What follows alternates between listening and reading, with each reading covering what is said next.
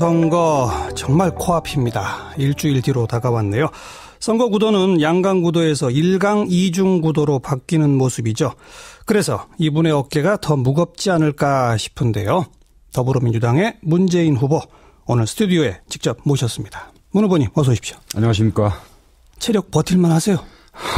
힘듭니다 솔직히. 그래도 목은 안 쉬셨네요. 예, 지금 뭐 조금 더 하면 쉴 것 같은 그런 상황입니다. 예. 전국을 다니고 계신데 예. 특히 지난 주말에도 다니셨지 않습니까? 예, 지난 주말에 전라남북도, 광주, 예. 또 충청, 대전 네. 그렇게 돌고 어젯밤에 신촌에서 유세하셨죠. 예. 바닥 민심이라고 그럴까요? 어떻게 느껴지세요? 정말 가는 곳마다 깜짝 놀랄만한 그런 그렇게 많이 네. 모여주셨는데요. 예. 뭐 대전의 언흥정리도 그 장소가 생긴 이래 가장 많은 인파가 모였다고 그러고 어제 신촌에서도 뭐 그런 이야기를 들었는데요. 많이 모였다는 것도 고맙기도 하지만 제가 그분들 손을 잡고 눈을 마주치고 네네. 반응을 보면 우리 국민들 정말 참 절박하구나. 정말로 절박한 마음으로 이번 대선을 보고 있구나. 그런 것을 느끼게 되고 이제 그래서 더더욱 저도 절박해지고 책임감이 무거워집니다. 그 여론조사 수치도 항상 보십니까? 예, 뭐 때때로 보고 있습니다. 지금 양강 구도에서 확연한 1강 2중 구도로 바뀌었다. 뭐 모든 언론이 그런 분석을 합니다. 예, 예. 이 구도 어떻게 보세요? 무슨 뭐 저는 가만히 있는데 우리 다른 후보들 사이에 그런 뭐 변화가 있는 그렇습니다. 것 같고요.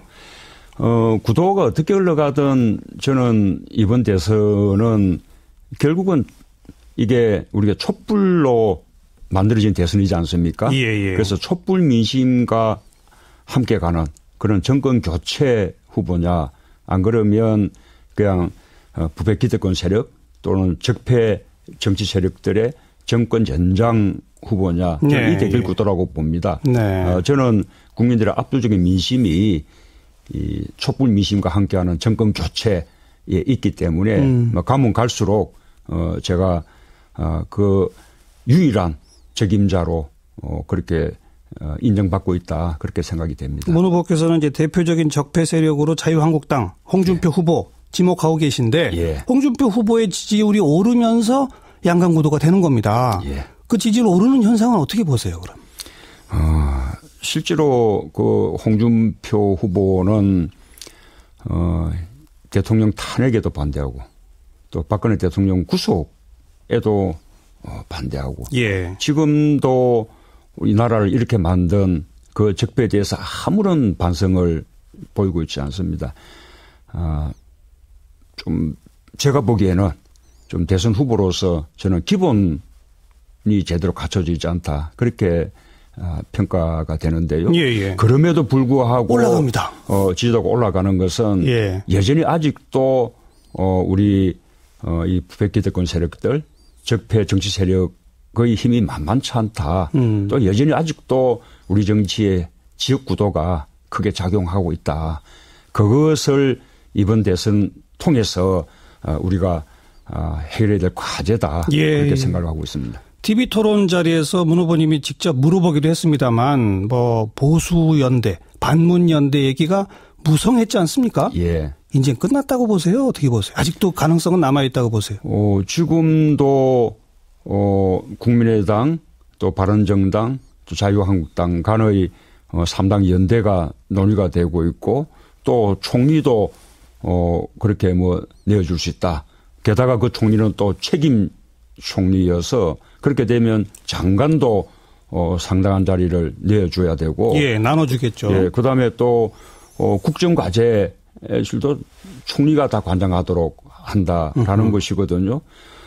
저는 이 국민들 지지를 받고 있지 못하지만 여전히 그분들에게는 남아있는 마지막 하나의 수단으로서 계속 저는 추진될 것이라고 그렇게 보여지고요. 예, 예. 우리 정권 교체를 희망하는 국민들께서 그런 시도에 대해서 단호하게 심판해 주셔야 한다. 그렇게 생각합니다. 저는 또 하나 더 말씀드리자면 네네.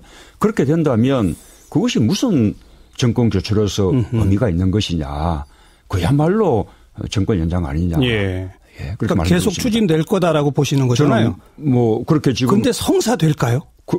성사 여부는 잘 모르겠습니다만 그러나 그렇게 추진되고 있는 것은 뭐 분명해 보입니다. 네, 국민들이 그걸 경계해달라, 예. 심판해달라 이런 말씀 좋습니다. 이 선거 전에 아직도 색깔론 논란이 있지 않습니까? 근데 이번 선거에서는 그 영향력이 뭐 크게 줄었다, 뭐 이런 얘기들도 나오는데 어떻게 보세요? 그렇습니다. 이게 선거 때마다 이런 색깔론 또 종북몰이 그 되풀이 되고 있는 것이 참으로 안타깝습니다. 우리 정치의 후진성을 보여주는 거죠. 예. 그런데 정말 이제는 이제 국민들께서 이제는 거기에 더 이상 흔들리지 않는 것으로 보입니다. 지금 여론조사 결과를 보면 안보에서도 가장 믿을 만한 후보 1위가 저 문재인으로 그렇게 나오고 있거든요. 실제로 김대중 노무현 시절의 안보가 이명박 박근혜 정부의 안보보다 훨씬 성적이 탁월했었고요. 예. 또 저는 또 실제로 그런 안보를 국정에서 다뤄봤던 그런 후보이기도 하고 그래서 안보 능력에서도 저는 국민들께서 저를 더 신뢰해주고 계신다 그렇게 생각을 합니다. 네, 선거 전 이야기는 이따가 잠깐 또 말씀 나누도록 하고 뜨거운 현안들이 있어서 지금 몇 가지 여쭙겠습니다. 트럼프 대통령의 이 사드 10억 달러 발언이 일파만파 파장을 일으키고 있고 우리 김관진 안보실장하고 미국 측하고 전화통화를 해놓고도 또 하는 말이 조금씩 다르고 이 문제 박근혜 정부하고 미국 정부가 어떤 얘기를 한 거냐 궁금해하는 사람도 많고 자 어떻게 풀어야 한다고 보십니까 이 문제? 그래서 기본적으로 저는 이런 문제는 결국은 박근혜 정부가 자초한 것이다. 그런 생각이 듭니다. 이 사드 배치라는 이 중요한 문제를 놓고 국내에서 충분한 공론화 과정 또 국회 비중 절차 거치고 또 외교적인 노력도 함께 해 나갔다면 미국이 이렇게 쉽게 이렇게 해올 수 없는 것이거든요. 이런 얘기 못 하는 거죠. 그렇죠. 이렇게 뭐 선거 국면에 슬그머니 사드 반입해놓고 이제는 돈도 내라. 이렇게 나오고 있는 거 아닙니까? 저는 우리 주요 정당들과 대선 후보들 책임도 크다고 생각합니다.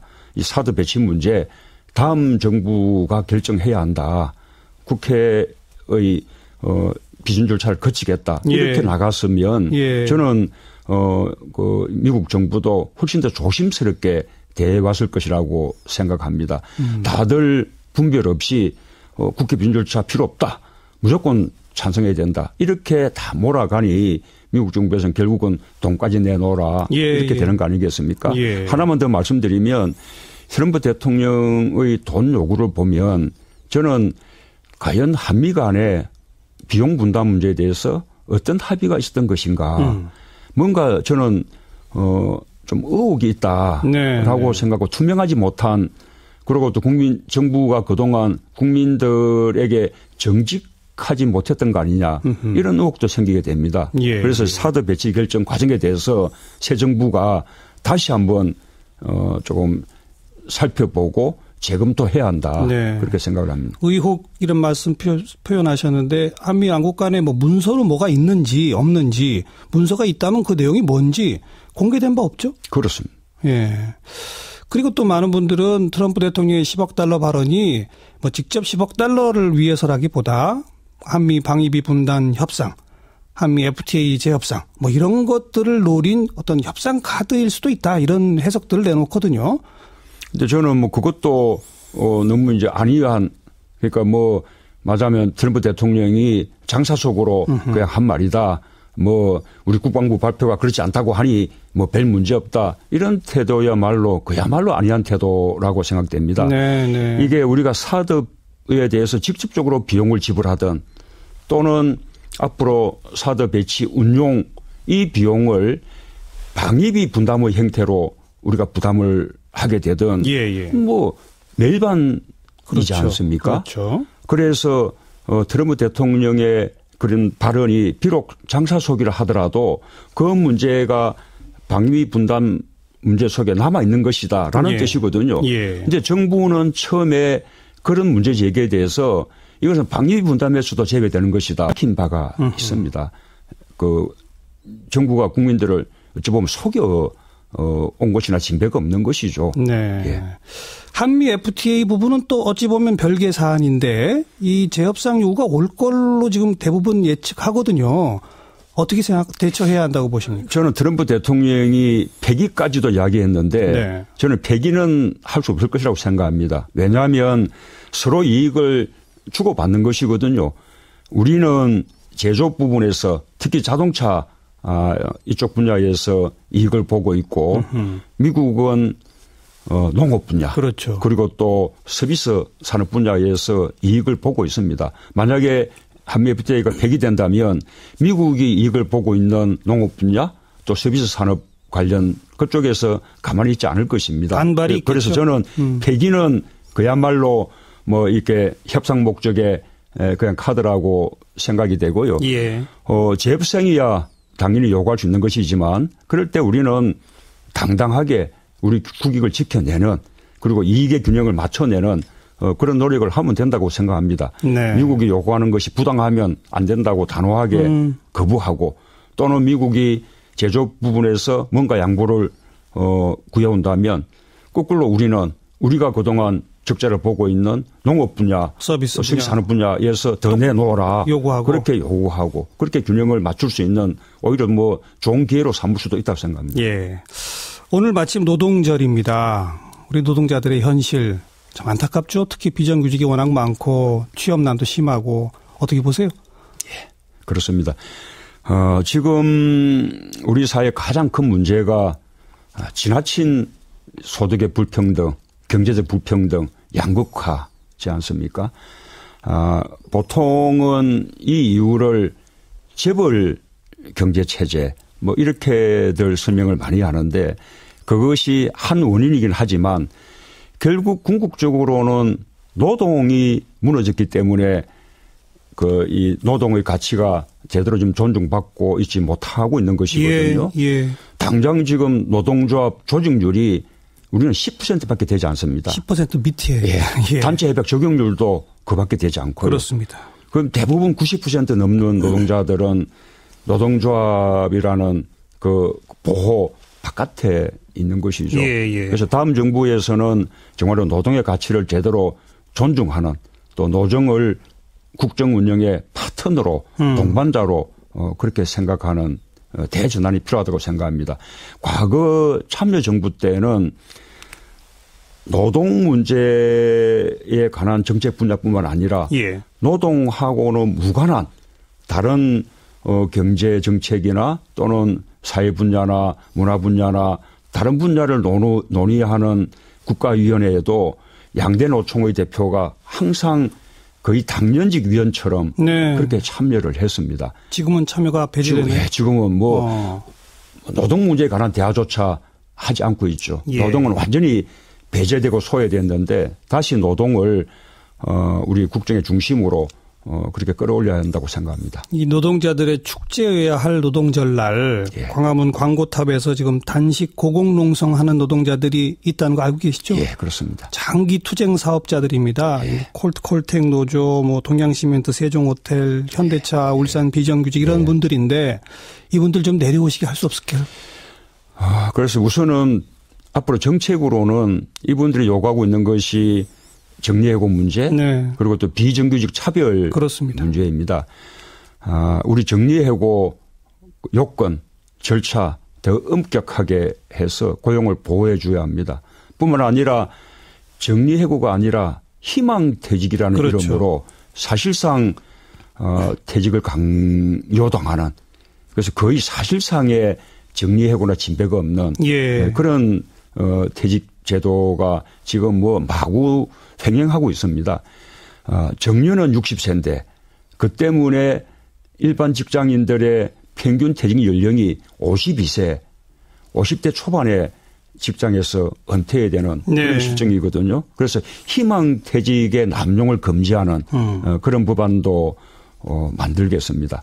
비정규직 문제는 차별 금지할 수 있도록 그렇죠. 비정규직 차별금지법을 통해서 동일 가치 노동, 동일 임금 원칙을 법제화하겠습니다. 네. 저는 그보다도 더 근원적인 것이 이런 어려운 문제가 항상 있을 수 있는데 그분들이 꼭 고공농성을 한다든지 이런 극단적인 방법에 의존하지 않고도 정부와 대화할 수 있는 그런 창구를 만드는 것이 꼭 필요하다고 생각합니다. 네. 지금 우리 국민들이 잘 모르고 있는 사이에 또 대선에 다 이렇게 몰두하고 있는 사이에 일종의 사법 파동이 시작되고 있습니다. 알고 계시죠? 예. 각 지방 법원의 판사들이 판사회의를 하고 전국 법관 대표자회의 합시다. 막 이렇게 예. 요구하고 있고 이런 상태입니다. 예. 그게 이제 지난주에도 저희 프로에 전주지법 그 차성환 판사 직접 출연해서 예. 우리 사법부 개혁이야말로 정말 중요한 과제인데 이게 지금 국민들한테 안 알려지고 있다. 예. 그러면서 이 문 후보님의 사법개혁 공약도 좀 부족하다. 제왕적 대법원장 체제 개혁할 수 없는 공약이다. 이렇게 좀 비판을 하셨거든요. 어떻게 생각하세요? 이 사법부 개혁 문제에 대해서. 예, 뭐 그런 비판은 제가 겸하게 받아들입니다. 그러나 또 쉽게 공약하기가 어려운 것이 지금 대법원장을 비롯한 대법관의 선출 또 헌법재판소장을 비롯한 헌법재판관의 선출 예. 이 과정에 보다 민주적인 절차가 필요합니다. 그런데 이 부분은 개헌 맞습니다. 과제이거든요. 헌법사항입니다. 예, 그렇습니다. 그래서 개헌을 전제하지 않은 가운데 쉽게 공약하기가 어려운 면이 있고 그래서 그 문제는 그렇습니다만 저의 개헌 네. 과제 속에는 네. 포함되어 있다라는 말씀을 드리고 뭐 법원 행정처 예, 또 거기에 하나는 과대한 이거는 사실 그렇습니다. 헌법 안 고쳐도 되는 거거든요. 예. 그래서 또 하나는 이 제왕적 대법원장 이 지위를 내려놓고 대법원장이 지금 정권을 휘두르고 있는 그 법관에 대한 인사권도 예. 각 고등법원장 쪽으로 이렇게 분산을 시킨다든지 이런 이제 사법부의 민주적인 운영이 필요한데 이 부분도 사실은 이제 이 사법부의 어떤 독립 이런 문제가 있어서 이게 행정부에서 함부로 개입해서 이렇게 만들겠다 저렇게 만들겠다 하기가 좀 어려운 측면이 예. 있는 것이거든요. 예. 그래서 공약에는 조심스럽지만 그 취지에는 뜻을 같이 하고 또 그런 사법개혁이 이루어질 수 있도록 정부도 충분히 뒷받침하겠습니다. 예. 자, 선거 얘기 다시 좀 돌아가서 지지율이 또 2위와의 격차는 많이 벌어지고 있습니다만 또 마의 벽이 있어요. 우리 문 후보님을 지지하지 않는 어떤 강한 세력이 있거든요. 분명히 우리 국민 가운데. 어떻게 보세요? 왜 나를 이렇게 싫어할까? 그런 생각 드세요? 뭐 그러나 지지도가 뭐 갈수록 오르고 있는 것은 틀림이 없고요.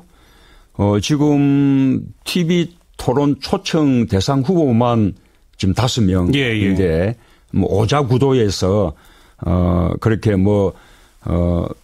그 지지도가 빠르게 올라가기는 쉽지 않다고 생각이 됩니다. 한편으로는 방금 말씀하신 것처럼 정권 교체, 특히 저 문재인의 정권 교체를 두려워하는 분들이 있다고 생각합니다.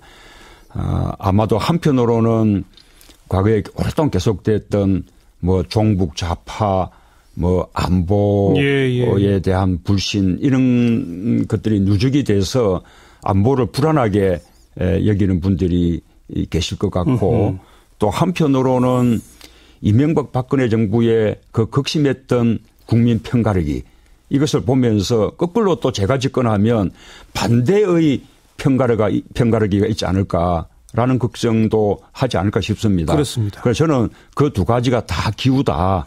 우선 안보 면에서는 저만큼 안보관이 투철하고 또 안보 능력이 있는 후보가 없다. 실제로 대부분 국민들이 여론조사에서도 저희 안보 능력에 대해서 가장 신뢰하고 계신다라는 말씀을 드리고 싶고 국민들을 편갈라서 생각이 다른 사람들은 종북이다 좌파다 이렇게 적대시하고 심지어는 블랙리스트로 탄압까지 하는 이런 그 시절이 저는 정말 지긋지긋합니다. 제가 어느 누구보다 그런 공격을 많이 받아왔고 고통을 받아왔던 사람이거든요. 저는 정말 저 문재인의 정권 교체는 국민 통합을 이루는 정권 교체다라고 강조드리고 싶습니다. 우선 지역적으로 보더라도 지금 저처럼 모든 지역에서 고르게 지지받는 후보가 없지 않습니까? 제가 당선되는 것 자체로 이제는 지역 간의 어떤 국민 통합 이루어지는 계기가 될 것이라고 생각하고요. 예. 또 제가 보수 진보 이제 뛰어넘어서 대통합 정부 구성하겠다고 그렇게 약속을 드렸는데 예. 보수다 진보다 이제는 아무 의미 없는 시대가 되었다고 생각합니다. 오로지 국익만을 생각하는 모든 국민의 예. 대통령 되겠습니다. 문재인 뭐 패권 세력 이렇게들 비판하시는 목소리가 있는데 전혀 기우다. 국민 통합 대통령이 되겠다 이 말씀이시지 않습니까? 예. 그래서 뭐 제가 갑자기 떠올라서 좀 질문드리고 싶은 게 아까 뭐 희망퇴직 남용 법안도 만들고 뭐 하겠다 쭉 말씀하셨는데 법안을 만들려면 지금 더불어민주당 혼자서 못합니다. 결국 누가 대통령이 되든 이제는 협치의 구도를 만들어가는 게 시대적 과제가 아니겠습니까? 저는 사실 한 5년 전부터 이런 제안을 막 했는데 아무도 받아들이질 않고 그 주요 정당 후보들한테도 항상 좀 공개 제안을 합니다. 보통 대통령 당선되시면 그 다음 날 현충원 가시고 뭐 이런 일정들이 있잖아요. 뭐 바로 그 다음 날은 어렵다 하더라도 아니 함께 고생한 선거전 치르느라고 고생한 이제 떨어진 야당들 그 야당 당사를 직접 당선인 좀 방문하시는 거 굉장히 의미가 있다고 생각하거든요. 어떻게 생각하십니까?